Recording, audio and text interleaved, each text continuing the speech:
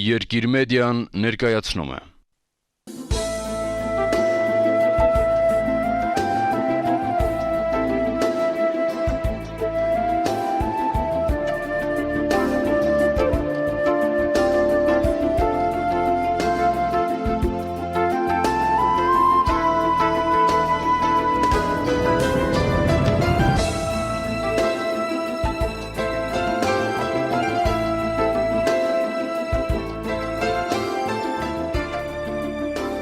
Սոս Սարգսյան, լորվա աշխարհի հանճարեղ ծնունդ է, նվիրյալ մտավորականն ու ազգասեր հայը։ Նա մեր նահապետն ու ձորի Միրոն է, ինչ էլ որ խաղաց, երբեք օտարի զգեստը չհագավ, ինչ էլ որ ներկայացրեց, հայի ճակատագիր էր, հայերեն խոսք էր, հայի հայացք էր, եւ ամենևին էլ պատահական չէ, որ Խորհրդային Միության եւ Հայաստանի ժողովրդական արտիստին Սոս Սարգսյանին հենց ժողովուրդն էլ անվանեց կինոնահապետ։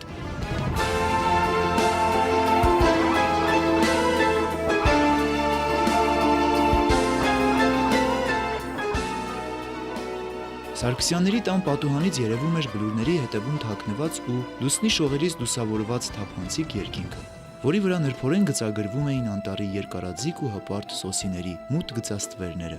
Միգուցե հենց դրա համար էլ հայրը որդուն սիրում էր սոսի կանչել։ Դե ամենավառ հուշերը իհարկե կապված են իմ հոր հետ, որովհետև շատ հետաքրքիր մարդ էր, ամբողջական էություն էր, հողեղեն, իսկական ռանչպար, իսկական տղամարդ, առնական, հզոր։ Այդ կերպարն է մանկությունից իրեն այդ տեսակ կերպարն է մնացել իմ մեջ։ Հորս, որը 7 երեխայի հայր էր, Ստալին կոչեցյալը տարավ բանակ, մանր երեխեքով դիպահել, տարավ 4 տարի, 3 տարի ու կես գնաց պատերազմ, շատ ծանր օրեր էին, բոլոր դժվարությունները պատերազմի հետ կապված մենք այնտեղ տարել ենք։ Այդպես էր, միայն ես չէի հարևանությամբ եւ այլ, մի ընկեր ունեի հարևաններ մեր, հարևանի տղաներ, ասեց սոս կարող է պատահի մենք մի օր կուշտ լինենք։ Ասի կարելի է երևի, բայց շատ ծանր էր իսկապես անասելի, պատերազմից հետո էր շատ ծանր էր։ Հետո հայրս եկավ հիվանդ պատերազմից արդեն վիրավոր էր, հիվանդ էր, չէր կարողանում աշխատել, շատ բարդ էր մեր ապրելակերպը։ Երևում է շատ ես կարդում։ Ես հարգում եմ կարդացող մարդկանց։ Վարպետ Մկրտիչ, իսկ դու ինչ էիր անում։ Ես ոչինչ, դարբնություն։ Ամերիկայում դարբնոց կա։ Հարկավ, Սենեկայում մի մեծ ախորանոց կար, ձիեր էինք նալու։ Վարպետ Մկրտիչ, Սենեկան ախրհին հռոմեացի փիլիսոփա էր։ Հա, հետաքրքիր է։ Ես իրավունք ունեի, ինչպես Ջեք Լոնդոնի հերոսները, ասենք թե շներ պահել, սահնակ սարքել, շան, նարդի, այսպես ռուսերեն ասում են։ Շատ ռոմանտիկ կյանքով ենք ապրել, մեր մանկությունը շատ ռոմանտիկ է անցել։ Իդեալներով, գաղափարներով տարված է, մարդասիրությամբ, ազնվությամբ լցված, այդպիսի շրջապատ էր մեր շրջապատը, Ստեփանավանը փոքրիկ քաղաք էր, բայց շատ հարուստ քաղաք էր, շատ կիրթ քաղաք էր։ Սերը հիվանդությունն է։ Պատկերացնում ես սերը։ Բեմը կլանել էր Սոս Սարգսյանին դեռ փոքր տարիքից։ Այնքան առեղծվածային էր այնտեղ ամեն ինչ, այնպես խորհրդավոր էր, հեքիաթային, կախարդական ու գրավիչ։ Թատրոնը տոն էր նրա համար։ Ես մեր փողոցում ամենատարիքավորն էի, դե տարիքավորն էի, 29 թվի ծնված, 40 թվին ինչ պիտի լինեմ ես, հա? 11 տարեկան, 13, ես մեր փողոցը բոլորը կովեր ունեին, և կովերը, որ սկսում էին ծնել, այդ տղամարդիկ չկային, կանայք գալիս էին գիշերով մեր տան պատուհանը թխկացնում, ասում էին սոսիկ, արի կովը ծնում, արի օգնի, գնում էի, օգնում էի, որ հեշտ ծնի, այդպիսի բաներ։ 1950 թվականին Սոս Սարգսյանը Երևանի գեղարվեստաթատերական ինստիտուտի ուսանող էր։ Ուսումնական այդ խումբը մեծ չէր, բաղկացած էր 9 հոգուց։ Ընդունելության քննությունների ժամանակ ընտրությունը կատարել էր Վարդան Աճեմյանը։ կյանքումս թատրոնում եղած չկա, չնայած Ստեփանավարում կար թատրոն, հետո գնացի։ Բայց ուշք ու միտքս մի ինչ-որ ներկայացում խաղալն էր։ Եվ ես ուրեմն նստեցի, ինչ-որ բան գրեցի, ինչ-որ պիես գրեցի եւ մեր նկուղում, տան նկուղում մեծ նկուղ էր, բարակույրներ սարքեցինք երեխեքով, բան եւ այլ, եւ այդ ներկայացումը խաղացինք։ Ես մի մտածում եմ, դա ինչ մղում էր իմ մեջ։ Հետո ընկերներս այդ երեխեք ասում են, «Սոսիկ, քեզ մոտ ստացվում է, մեզ մոտ չի ստացվում»։ Չգիտեմ ինչն էր ստացվում, ես այդ ժամանակ չէի կարող հասկանալ։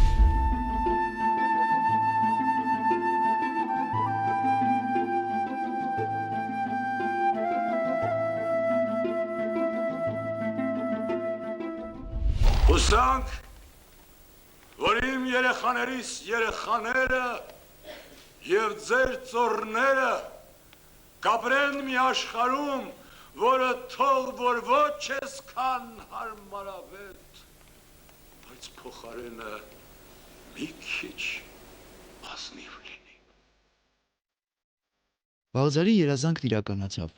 Ավարտելով Գեղարվեստաթատերական ինստիտուտը, Սոս Սարգսյանի առջև բացվեցին Սունդուկյանի անվան պետական ակադեմիական թատրոնի դռները։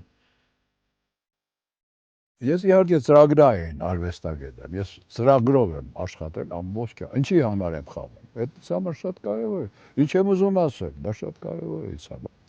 Բայց նաև ես կարծում եմ, որ ասենք լավ, բարձրաճաշակ արվեստը նույնպես ազգային արժեք է դառնում։ Երազում եմ ցեղս դառնա կապուտացիա ու շիկահեր, ինչպես եղել ենք, ու թախիցն ու տագնապը մեր երեխաների աչքերում վերանան։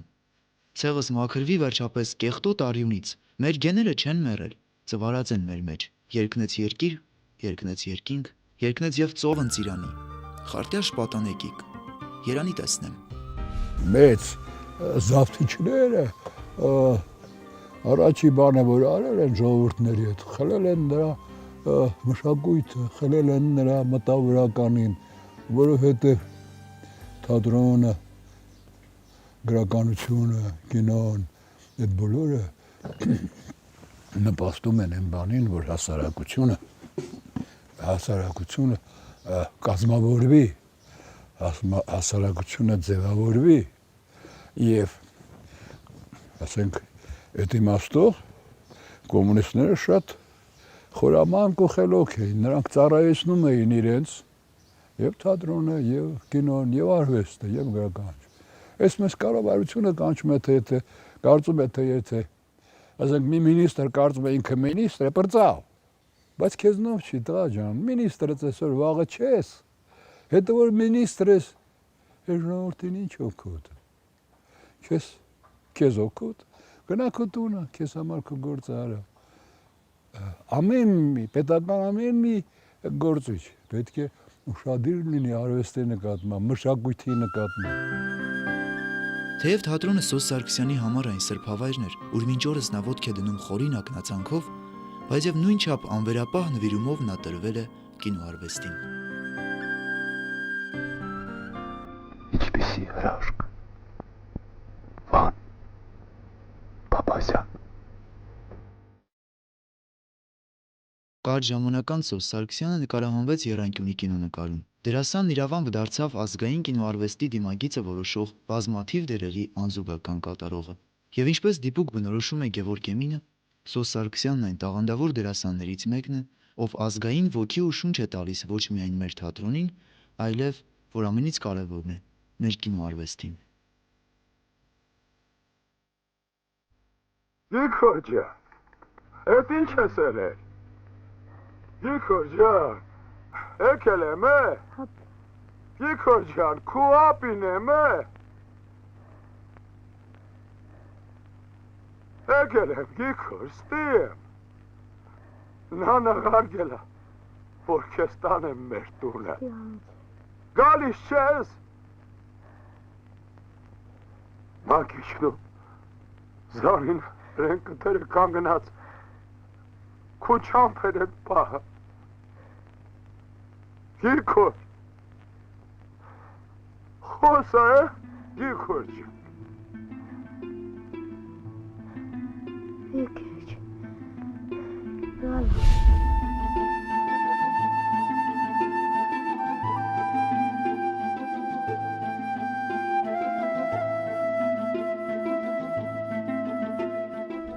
Կարոտում եմ բանին, Հեղնար աղբյուրի ուստա Մկրտիչ։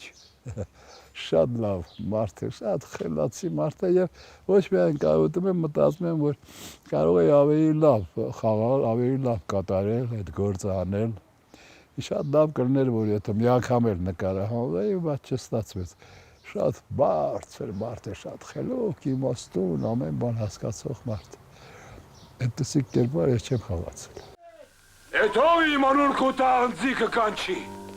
Մեր ժողովրդի հավաքական հատկանիշների մարմնավորումներն են Սոս Սարգսյանի բարձր վարպետությամբ կերտած հերոսները, որոնց շարքում նշանավորվում է Նահապետի կերպարը։ Իրենց երկիր հանուշ հող ու ջուր կորցրիր են, ես քարքարոտ տղեր հողի համար կռիվ կեն է։ Ջուր ջաղացնի տարե, չախչախի համար նստեք կուլան։ Նահապետից անմիջապես հետո Սոս Սարգսյանը նկարահանվեց Զորի Միրո ֆիլմում, որտեղ ընդգրկված է նույն պատմական ժամանակաշրջանը։ Ամենահեշտ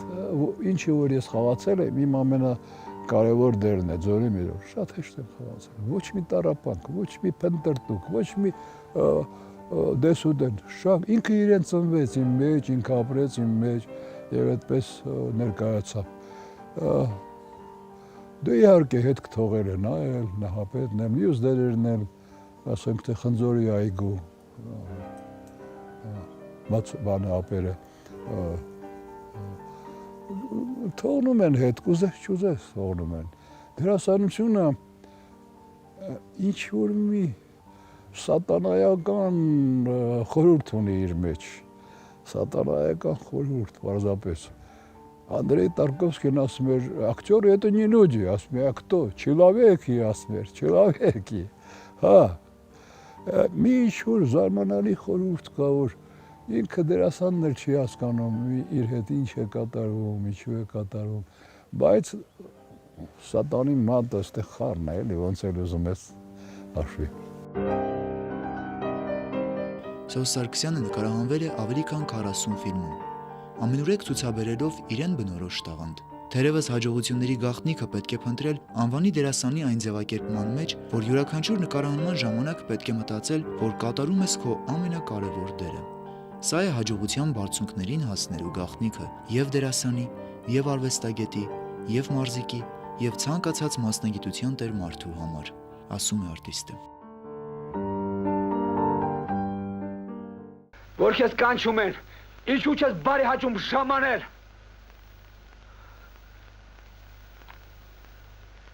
Քեզ որ կանչում են, ինչու չես բարի հաճում ժամանել։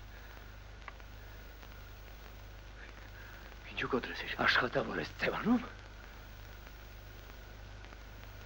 Քեզ որ կանչում են, ինչու չես բարի հաճում ժամանել։ Դե գործը վերջացնել գալու է։ Դերդ կտրի, քեզ չեն հարցնում։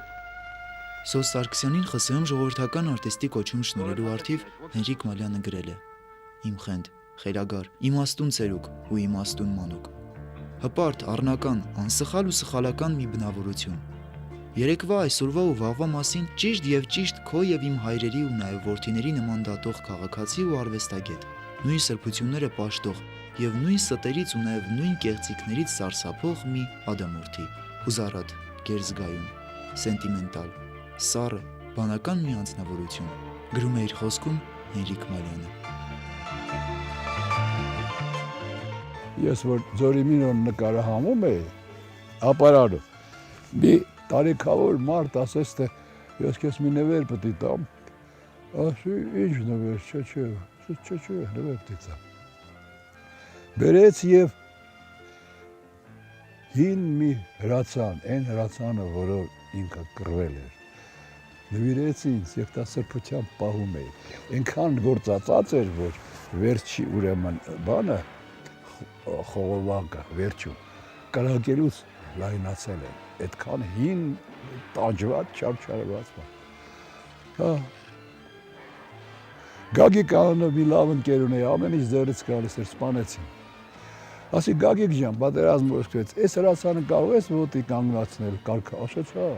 տարավ, սարքեց, կտրեց բան եւ այլ, ուղարկեցին կարծա։ Այս տեսակ հրացաններով են կռվել այդ տանասունների դիմաց։ Ես տեսա գրացանները։ Սա մի սոսկալի վիճակ էր մեզ համար, որից ազգը դուրս եկավ սասնա ծռերի նման։ Հաղթանակած։ Այդ գիտեք ինչքան մեծ հպարտություն պետք է ապրենք բոլորս։ Վաղուց չէինք հաղթանակել։ Կհակնի զինվորի շոր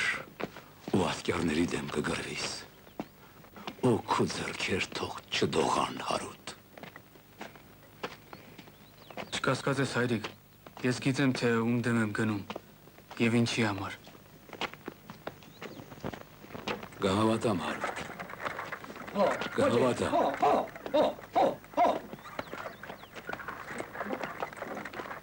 Կրվե գար, ընպես կրվե,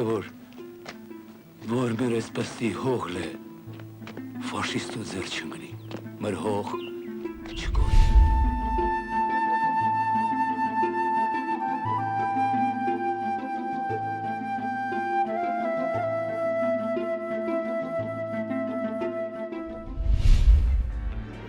Մի առիթով Սոս Սարգսյանը խոստովանել է. ինձ համար ամենամեծ զավեշտը դերասան դառնալս է։ Ես շատ ամաչկոտ եմ, եթե 4 մարդ է լինում մոտս, կաշկանդված եմ լինում։ Ես կգերադասեի շինական դառնալ, հորս նման։ Աշխատասիրությունը ժառանգել ու սովորել եմ Արտաշեսից, իմ հորից, եւ որի համար խոր խոնարհվում եմ նրա անունի առաջ։ Գործի մեջ գերանդի լիներ ձերքին թե բահ, մուճ կամ եղան, խնայել չուներ ոչ իրեն, ոչ ինձ։ Մեղքը նա է, ով աշխատել չգիտի, նրա սիրած խոսքն էր։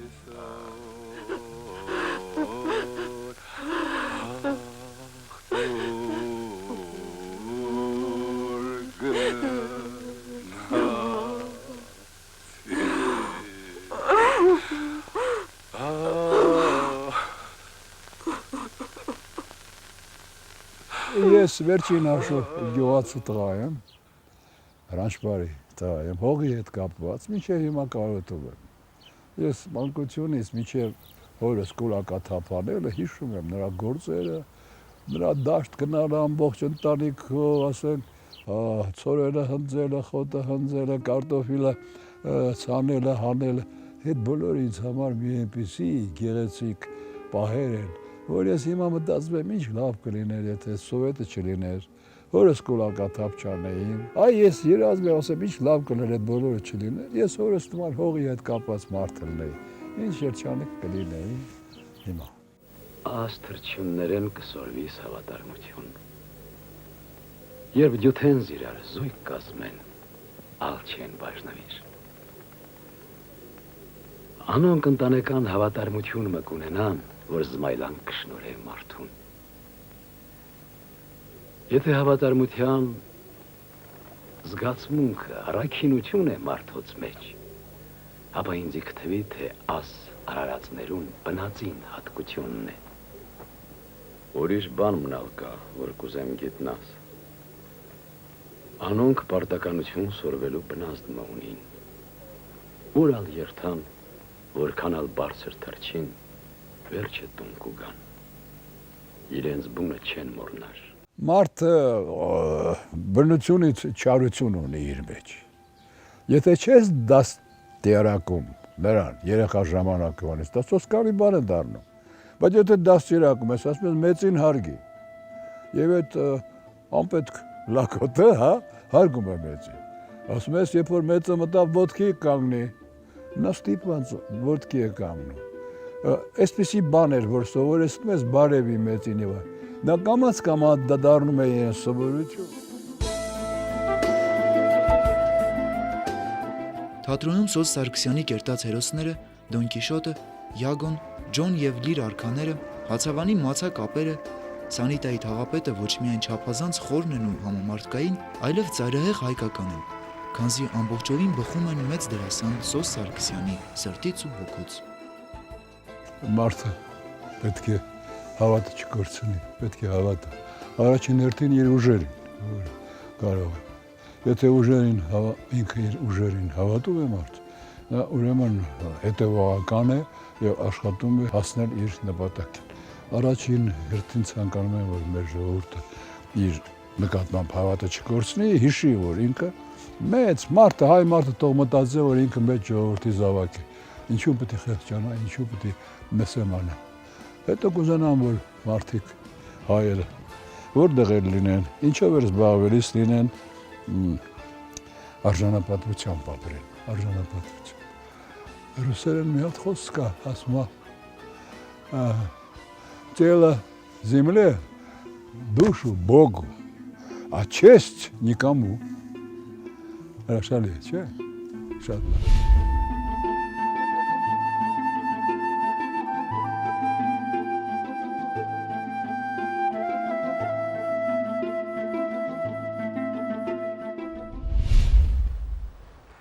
Ես Աստված,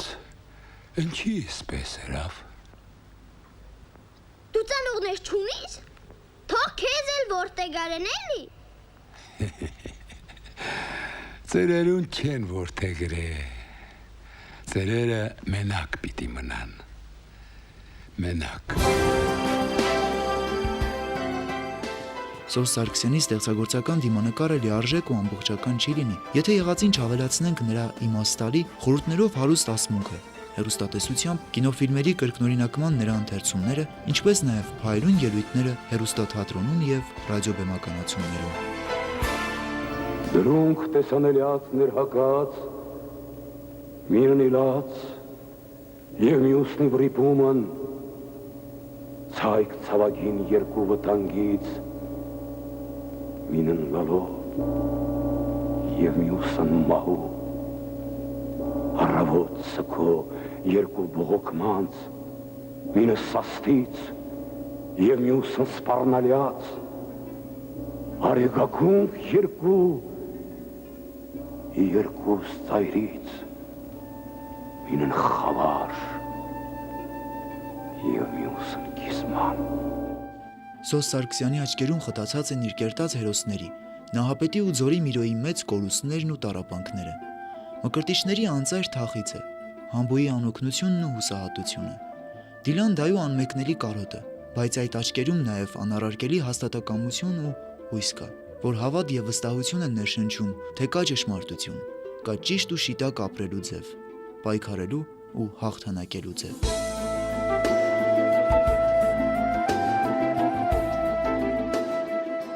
Սոս Սարգսյանը,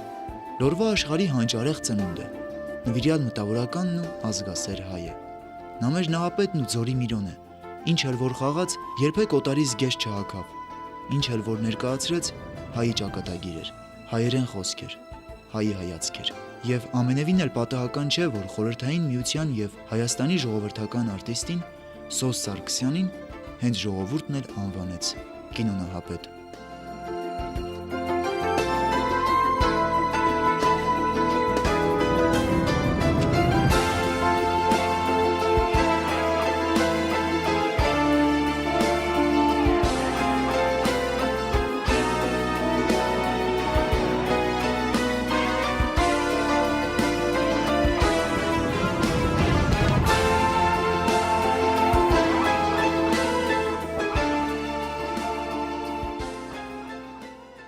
Հիմա եթե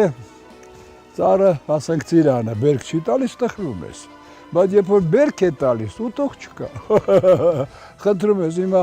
ինչքան ասես գիլաս ունեմ, խնդրում եմ, ասում եկեք տարեք, կերեք, չեմ նալիս, չեմ տալիս, բայց որ չի բռնում, տխրում ես, ասում ես, իմ մշակած ծառն է, ինչու չի բերք տալիս, էլ է, շատ փոքրիկ, բայց շատ ինձ համար սիրելի տեղ է, որովհետև ինչպես տեսնում եք, օդը մաքուր եւ խաղաղությունը շատ լավ տեղ է եւ ինչ որ չափով իմ կարոտը առնում եմ իմ մանկության հետ կապված։